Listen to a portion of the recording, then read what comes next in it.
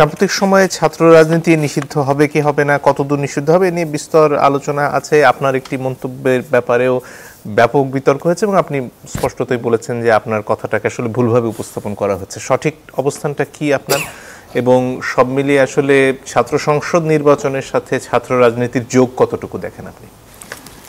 আচ্ছা, মানে প্রথমত এখানে যে আলাপটা করা হচ্ছে এটা কি বাম শব্দটার কথা বলা হচ্ছে? মানে আমি তো দেখি যে 2-3টা সব বিষয় নিয়ে আসলে বিতর্ক তৈরি হয়েছে, তো আপনি স্পেসিফিক কোনটা কথা বলছেন? প্রথমত বোধহয় বাম দল বাদে বাকিদের ছাত্র রাজনীতি নিষিদ্ধ নিয়ে যে মন্তব্যটা এটা আসলে কমপ্লিটলি মানে যেহেতু কি বলা যায় মানে ছাত্র রাজনীতি নিষিদ্ধ করা বা না করা, এটা সংস্কার করা, এটা এই মুহূর্তে ক্যাম্পাসগুলোতে একটা সেন্সিটিভ কোয়েশ্চেন। ঠিক আছে, প্রথমত কারণ সাধারণ স্টুডেন্টদের মধ্যে গেলে আপনি এক ধরনের অপিনিয়ন পাবেন, স্টুডেন্ট পলিটিক্যাল অর্গানাইজেশনের মধ্যে যাবেন আপনি এক ধরনের অপিনিয়ন পাবেন, আবার আপনি যখন প্রশাসনের কাছে যাবেন প্রশাসনের একটা গ্রুপ এক ধরনের কথা বলে, আরেকটা গ্রুপ আরেক ধরনের কথা বলে। তো এই যে একটা পরিস্থিতি, এই পরিস্থিতিটা আসলে ক্যাম্পাসের মধ্যে অনেক দিন ধরেই চলমান, প্রায় গত 1 বছর ধরেই চলমান, যেটার একটা কি বলা যায় আস্ফালন বা এটার একটা মানে হালকা একটু চিত্র দেখতে পাওয়া গেছে আর কি গত 3-4 দিন আগে। তো এই 5 আগস্টের আগে ধরেন এখানে বাম শব্দটার কথা উঠেছিল। প্রথমত ছাত্র ইউনিয়ন জগন্নাথ হল একটা কমিটি ঘোষণা করেছিল, এখন আমার উপর অ্যালিগেশন দেওয়া হয়েছে আমি কেন ছাত্র ইউনিয়নের কমিটি নিয়ে কিছু বলিনি। প্রথমত ছাত্র ইউনিয়নের কমিটি নিয়ে জগন্নাথ হল স্টুডেন্টরা কিছু বলে নাই, এটা হচ্ছে প্রথম কথা। আর দ্বিতীয় কথা হচ্ছে আমি যখন ওই দিন দাঁড়িয়েছিলাম আমার হলে প্রথমত আমি অবস্থান করি, আমি তো আসলে রাজু ভাস্কর্যে গিয়ে অবস্থানটা করি নাই, এবং আমার অবস্থান করার কারণটা খুবই প্রিসাইজ ছিল। যখন কবি সুফিয়া কামাল হল বলি, রোকেয়া হল বলি, 2024 সালের 16-17 জুলাই যখন ছাত্রলীগকে আমরা হলগুলা থেকে তাড়িয়েছি, বিতাড়িত করেছিলাম, সেই সময় কিন্তু একদমই জেনারেল স্টুডেন্ট যারা তাদের একটা ঐক্যমত এখানে গঠিত হয় যে হলগুলোতে কোনো ছাত্র রাজনীতি থাকবে না। এখন এই ঐক্যমতটা সবার প্রথমে কিন্তু এই কথাটা এসেছিল রোকেয়া হল থেকে, যেখানে ছাত্রলীগের নেত্রীদেরকে টেনে হিচড়ে তারা হল থেকে বের করে দিয়েছিল। পরবর্তীতে আমরা সুফিয়া কামাল, শামসুন নাহার, অন্যান্য যে মেয়েদের 5টা হল, আমরাও কিন্তু একজোট হয়ে তখন হলে ছাত্র রাজনীতিটা বন্ধ করি। তো ওই সময়ে যে হলের থেকে একটা বিজ্ঞপ্তি দেওয়া হয়েছিল যেখানে একদম প্রথম লাইনে উল্লেখ করা হয়েছে সকল প্রকার ছাত্র রাজনীতি ঢাকা বিশ্ববিদ্যালয়ে অমুক হলে নিষিদ্ধ। তো ওইটা ব্র্যাকেটে বিভিন্ন ধরনের দলের নাম লেখা ছিল। তো আমাদের হলের ওই ব্র্যাকেটের মধ্যে কোনো প্রকার লেফট অর্গানাইজেশনের নামটা গতবারও লেখা ছিল না। তো যেটা উল্লেখ করা ছিল সেটা সকল সংগঠনকে উল্লেখ করার জন্য অন্যান্য শব্দটা ব্যবহার করা হয়েছিল। তো আমরা যেটা এবার করেছি যে কিছু অর্গানাইজেশনের নাম মানে উদাহরণ হিসেবে দিয়ে আমাদের হলের মেয়েরা আমরা ইত্যাদি শব্দটা যুক্ত করে দিয়েছিলাম। তো এখানে তো আসলে যখন আমার উপরে লেখাই আছে সকল প্রকার ছাত্র রাজনৈতিক সংগঠন, তাহলে নিচে আবার ব্র্যাকেটে যে বাম রাজনৈতিক দলগুলো আসলে ছাত্র সংগঠন থাকা উচিত নয় বিশ্ববিদ্যালয় না, এখানে তো বাম ডানের বিষয় আসছে না। বাম ডানের কোন ধরনের ছাত্র রাজনীতি আমি যখন হলের প্রশ্ন আসছে এখানে তো সকল ধরনের ছাত্র রাজনীতির কথা বলা হয়েছে, এখানে লেফট রাইট কোন ধরনের আলাপ তো আসেনি। মূল প্রসঙ্গ এখানে যে জায়গাটায় আসলে আমার ধারণা আপনারা যখন দেখছেন আপনারা কিন্তু বাইরে থেকে জিনিসটা দেখছেন। যখন রনি ভাই কথা বলছেন ওনারা কিন্তু একটা কি বলা যায় মানে ম্যাক্রো লেভেলে আসলে জিনিসটাকে অবজার্ভ করছেন। এখন আমাকে যদি মানে ক্যাম্পাসের মধ্যে আমি না থাকতাম, আমি বাইরে থেকে দেখতাম, তাহলে আমার কাছে হয়তো সেম অবজারভেশন আমার থাকতো। বাট সমস্যাটা হয়েছে যেখানে ক্যাম্পাসের মধ্যে আপনি যখন এই 16-17 জুলাইয়ের কনসেনসাস নিয়ে স্টুডেন্টদের কাছে যাবেন, হলের স্টুডেন্টদের কাছে যাবেন, বিশেষ করে মেয়েদের হলে, তখন মেয়েদের হলে সবার একটা কনসার্ন যে হলের মধ্যে তারা স্টুডেন্ট পলিটিক্যাল অর্গানাইজেশনকে কোনোভাবে অ্যাক্ট করতে দেখতে চায় না। কিন্তু 5 আগস্টের পরে আমি মনে করি যে গত রমজান মাস থেকে আস্তে আস্তে এখানে বিভিন্ন ধরনের উপঢৌকনমূলক রাজনীতি এখানে এন্টার করা শুরু করে।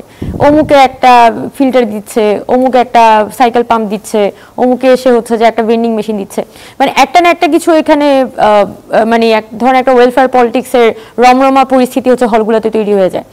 তো এই ছুতাটা ব্যবহার করে আমি বলবো যে এটা ছুতা, যেহেতু বিভিন্ন অর্গানাইজেশন বিশেষ করে শিবির তারা তাদের সরাসরি হল কমিটি প্রকাশ না করে তারা এখানে ফাংশন করে যাচ্ছিল শিক্ষার্থী প্রতিনিধি পরিচয়ে বা বিভিন্ন নামে বেনামে তারা ফাংশন করে যাচ্ছিল। ফাংশন করে যাওয়ার কারণে ছাত্রদল এখানে এক ধরনের সুযোগ পেয়েছে তাদের কমিটি দেয়ার। এই যে মানে এই যে জটিল পরিস্থিতিটা, ধরেন জেনারেল স্টুডেন্টরা 16-17 জুলাই তারা সিদ্ধান্ত নিয়েছে ছাত্র রাজনীতি হবে না, পরবর্তীতে 5 আগস্ট পরবর্তী সময়ে এখানে একটা কথা উঠেছে যে ইউনিভার্সিটিতে কোনো ধরনের ছাত্র রাজনীতি চায় না। একটা প্রশ্ন, ধরুন ছাত্রলীগের অপকর্মের দায় আসলে সবগুলো ছাত্র সংগঠন কেন নেবে? এখানে একটা কোশ্চেন আমি জিজ্ঞেস করতে চাই যে ছাত্র সংগঠন, ধরেন ছাত্রদল, আমি শিবিরের প্রশ্ন এখানে আনছি না, কারণ শিবিরের কমিটি তো তারা উন্মুক্তই করে নাই। যখন আপনি একটা কমিটি দিচ্ছেন, রাজনীতিটার ফরম্যাটটা আসলে কি? যখন একটা মানুষ হচ্ছে একটা সংগঠন তারা কমিটি দিচ্ছে, কমিটি দেওয়া মানে তার কিন্তু ওই হলের বিভিন্ন কাজ থাকবে, ঠিক আছে? এবং যখন তারা সেন্ট্রাল রিডাররা মধুর ক্যান্টিনে আসছে বা ক্যাম্পাসে আসছে, তখন তাদেরকে প্রোটোকল দেয়া বা দেখা যাচ্ছে যে হল থেকে মিছিল নিয়ে যাওয়া, এবং হলের ভিতরে নেতা নেত্রী কিভাবে করে সিলেক্টেড হবে, কে সভাপতি হবে, কে সহসভাপতি হবে, কে সাধারণ সম্পাদক হবে, এগুলো ডিসাইডেড হবে কার পিছনে আসলে কতটা ম্যান আছে এবং কার পিছনের ম্যানটা কতটা শক্তিশালী। এখন ছাত্রলীগের আমলে তো এই জিনিসটা ডিসাইডেড হয়েছে জোন ভিত্তিক, মানে ধরেন ময়মনসিংহ জোন একদিকে যাবে, উত্তরবঙ্গ জোন একদিকে যাবে, চট্টগ্রাম জোন একদিকে যাবে, মানে এই ধরনের জোন ভিত্তিকভাবে পলিটিক্সটা নিয়ন্ত্রিত হইতো। এখন ছাত্রদলের পক্ষ থেকে, ছাত্রদল হ্যাঁ তারা কিছু কথা বলেছে যে হ্যাঁ মানে হলের মধ্যে কোনো প্রকার সিট দখল হবে না, এই হবে না, সেই হবে না। তাহলে আমার বেসিক কোয়েশ্চেনটা হচ্ছে, আপনি যখন এই ম্যান পাওয়ার বেসড পলিটিক্সটা করতে যাবেন, তাহলে আপনি সিট দখল না করলেই ম্যান পাওয়ারটা জেনারেট করবেন কিভাবে করে?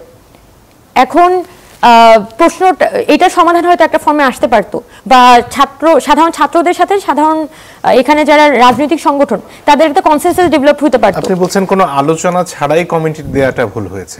আমি মনে করি যে এখানে আসলে কোনো কনসেনসাস ডেভেলপ হয় নাই, এবং কনসেনসাস ডেভেলপ না হওয়ার দায় আসলে এখানে প্রশাসনের এবং আমাদের রাজনৈতিক সংগঠনগুলোর ঐক্যবদ্ধভাবে তাদের এখানে দায়টা আছে। এবং এখানে হল সংসদের, মানে আমাকে যেমন আজকে একজন একটা কথা বলছিল যে 16-17 জুলাই বিজ্ঞপ্তি কি ম্যাগনা কার্টা নাকি, যে এটা ভঙ্গ করা যাবে না। সো এই 16-17 জুলাই বিজ্ঞপ্তি কি এখানে শিবির এসে দিয়ে গিয়েছিল? এখানে কি আসলে এখানে ইভেন আমি মনে করি যে হলের ভিতরে যারা আবাসিক শিক্ষার্থীরা ছিল তারা যে দিনের পর দিন এখানে টর্চার্ড হয়েছে, এবং তাদের পক্ষে ভোকাল তো খুব বেশি কেউ ছিল না, কোনো পলিটিক্যাল অর্গানাইজেশন খুব বেশি তাদের পক্ষে ভোকাল হয়ে মিছিল দিয়েছে, এটা তো আমরা দেখি নাই।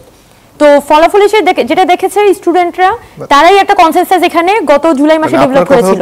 তাদের সাথে আলোচনা ছাড়া আসলে এখানে আসলে কোনো প্রকার রিকনসিলিয়েশন প্রসেসের মধ্যে আমাদের, এবং এই দায়টা আমি অবশ্যই এখানকার ছাত্র সংগঠন এবং এই প্রশাসনকে দিব। কারণ প্রশাসন, আমি যেটা অবজারভেশন আমি আপনাকে বলতে পারি সেটা হচ্ছে, প্রশাসন আসলে আগে তো নীল ছিল, এখন নীলও নাই, এখন তো বেসিক্যালি সাদা, আর এখানে জামাতপন্থী একটা অংশ এখানে গ্রো করছে। সো প্রশাসন যেটা করছে, সবাই আসলে তার মদতপুষ্ট যে ছাত্র সংগঠন তাদেরকে আসলে হলে স্পেস করে দেওয়ার চেষ্টা করছে। কেউ ছাত্র শিবিরকে এখানে স্পেস করে দেওয়ার চেষ্টা করছে, কেউ আসলে ছাত্র দলকে স্পেস করে দেওয়ার চেষ্টা করছে।